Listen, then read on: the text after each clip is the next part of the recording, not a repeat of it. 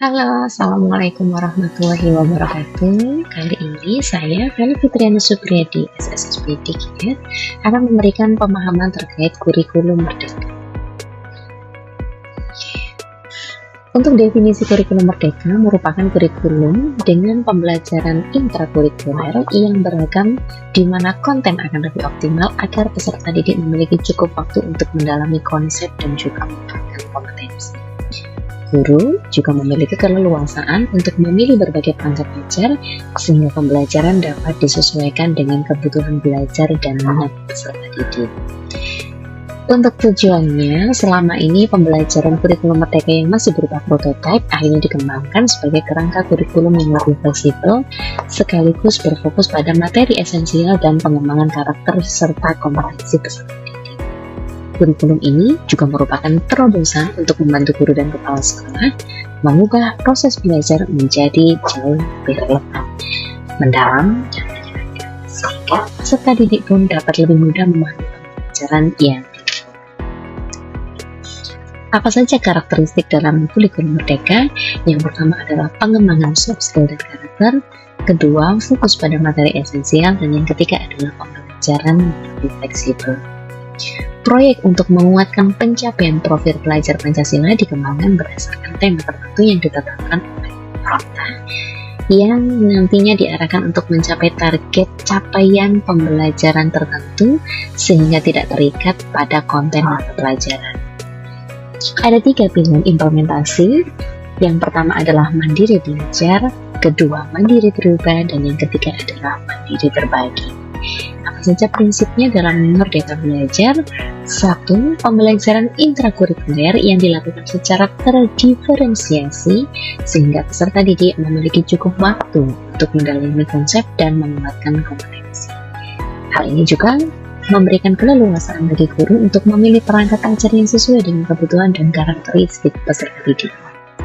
Yang kedua, pembelajaran co-kurikuler berupa proyek penguatan profil pelajar Pancasila berprinsip pembelajaran interdisipliner yang berorientasi pada pengembangan karakter dan juga kompetensi.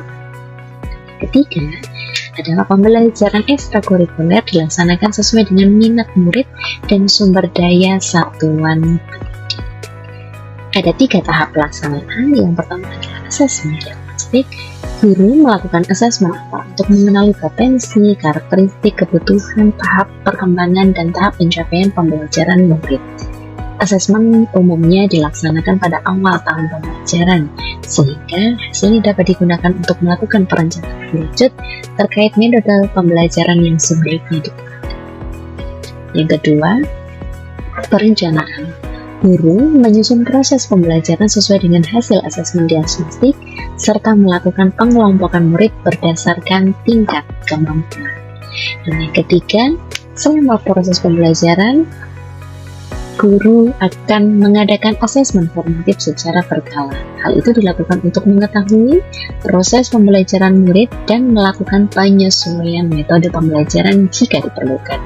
Pada akhir proses pembelajaran, guru juga bisa melakukan asesmen sumatif sebagai proses evaluasi ketercapaian tujuan pembelajaran. Apa saja keunggulan kurikulum merdeka?